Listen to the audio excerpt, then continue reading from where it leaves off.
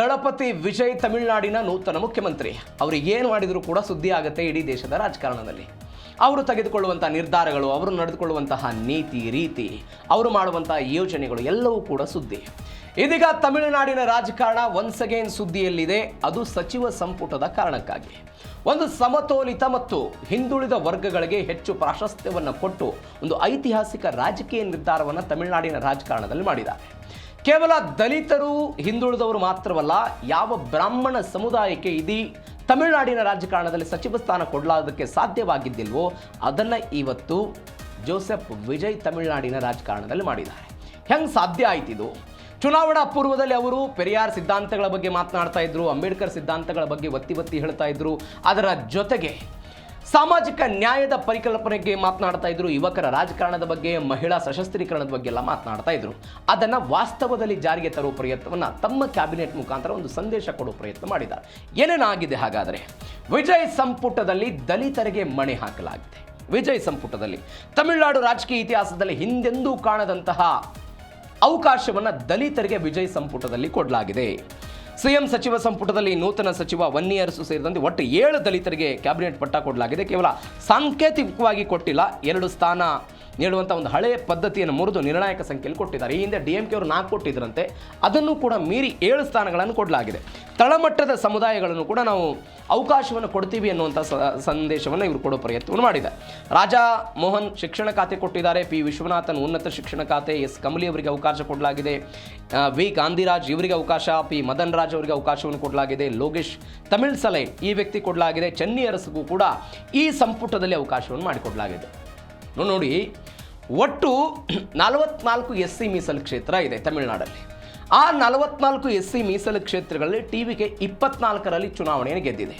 24 ಶಾಸಕರು ಗೆದ್ದಿದ್ದಾರೆ. ಹೀಗಾಗಿ ಒಟ್ಟು 120 ಶಾಸಕರು ಏನಿದ್ದಾರೆ TVK ಎದ್ದು, ಆ 120 ಶಾಸಕರ ಪೈಕಿ 29 ಜನ MLAಗಳು ದಲಿತರಿರೋದು. ಹೀಗಾಗಿ ಅವರಿಗೆ ಅವಕಾಶವನ್ನು ಕೊಡೋ ಪ್ರಯತ್ನ, ಅವರನ್ನು ಮುನ್ನೆಲೆಗೆ ತರೋ ಪ್ರಯತ್ನವನ್ನು ಮಾಡಿದ್ದಾರೆ. DMK ಅವಧಿಯಲ್ಲಿ ಕರುಣಾನಿಧಿ ಅವ್ರ ಕಡೆಯಿಂದನೂ ಆಗಿರಲಿಲ್ಲ, ಜಯಲಲಿತಾ ಅವರ ಅವಧಿಯಲ್ಲೂ ಕೂಡ ಆಗಿರಲಿಲ್ಲ, ಅಣ್ಣಾದುರೈ ಅವರ ಅವಧಿಯಲ್ಲೂ ಕೂಡ ಆಗಿರಲಿಲ್ಲ. ಇದೀಗ ಅದನ್ನು ಮಾಡೋ ಪ್ರಯತ್ನವನ್ನು ಯಾರು ಮಾಡಿದ್ದಾರೆ? TVK ವಿಜಯ್ ಮಾಡಿದ್ದಾರೆ. ಯುವ ಪಡೆ ಮತ್ತು ಮಹಿಳೆಯ ಸಬಲೀಕರಣ, ಅತಿ ಹೆಚ್ಚು ಮಹಿಳೆಯರು ಓಟ್ ಹಾಕಿದ್ರು, ಯುವಕರೆಲ್ಲ ಓಟ್ ಹಾಕೋ ಪ್ರಯತ್ನವನ್ನು ಮಾಡಿದ್ರು. ಅವರನ್ನು ಸಬಲೀಕರಣ ಮಾಡ್ತೀವಿ ಅಂತ ಯುವಶಕ್ತಿ ಮತ್ತು ಸ್ತ್ರೀ ಶಕ್ತಿಗೆ ಯೋಜನೆಗಳನ್ನು ಕೊಡೋದರ ಜೊತೆಗೆ ಅವರ ಸಂಪುಟದಲ್ಲಿ ಅವಕಾಶಗಳನ್ನು ಕೊಡಲಾಗಿದೆ.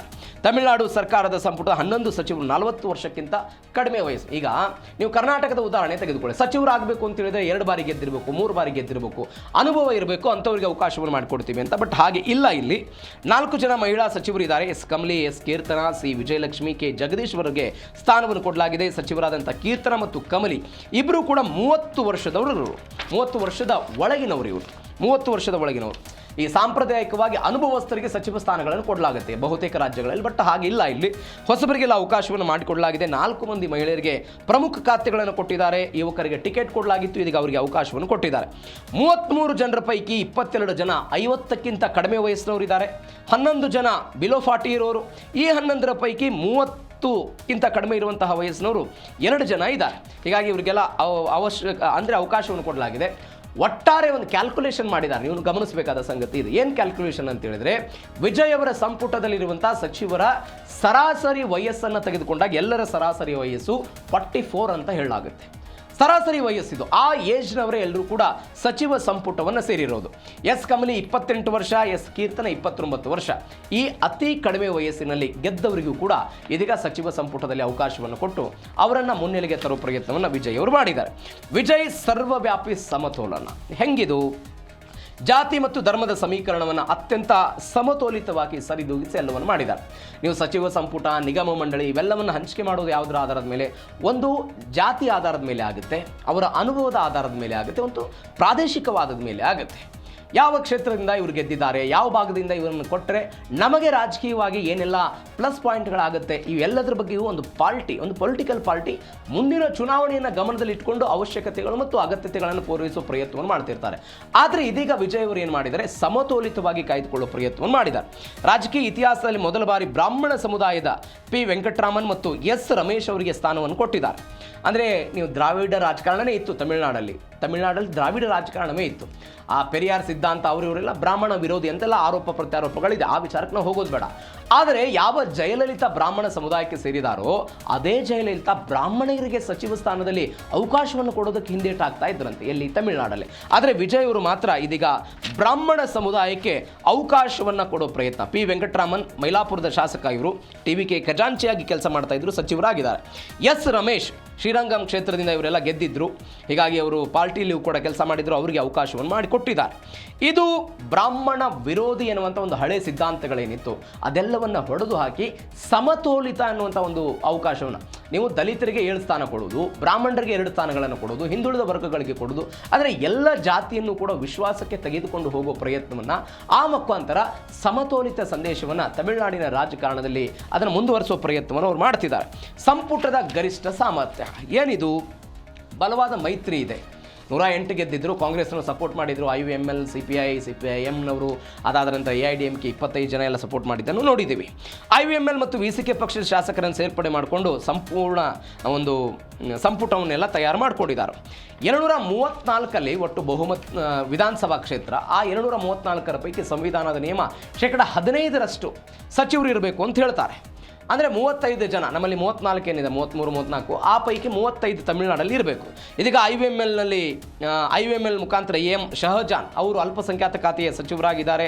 ವನಾರಸ್ ಎನ್ನುವಂಥ VCK ಪಕ್ಷದ ಶಾಸಕ, ಬುಡಕಟ್ಟು ಸಮುದಾಯವನ್ನು ಆ ಖಾತೆಯನ್ನು ಅವರು ಪ್ರತಿನಿಧಿಸ್ತಾ ಇದ್ದಾರೆ.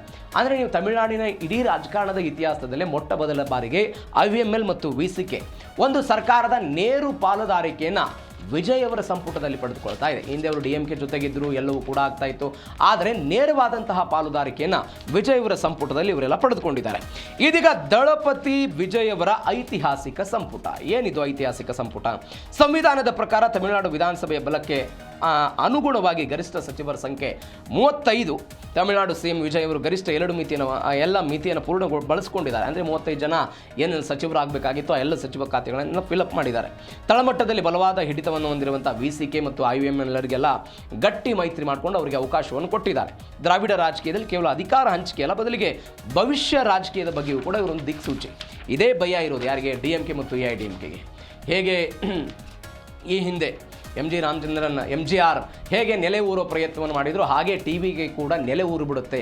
ಹೀಗಾಗಿ ನಾವು ಅವರನ್ನು ಬಿಡಬಾರದು ಅಂತ ಯಾರು ಆಲೋಚನೆ ಮಾಡ್ತಾ ಇರೋದು? ಇದೇ DMK ಮತ್ತು AIDMK ಅವರು. ಹೀಗಾಗಿ ಮುಂದಿನ ಚುನಾವಣೆ, ತಮಿಳುನಾಡಿನ ರಾಜಕಾರಣ ಇವೆಲ್ಲವನ್ನು ಮುಂದಿಟ್ಟುಕೊಂಡು ಇದನ್ನು ಮಾಡೋ ಪ್ರಯತ್ನವನ್ನು ವಿಜಯ್ ಅವರು ಮಾಡಿದ್ದಾರೆ ಅಂತ ರಾಜಕೀಯ ವಿಶ್ಲೇಷಣೆ ಬರ್ತಾ ಇದೆ.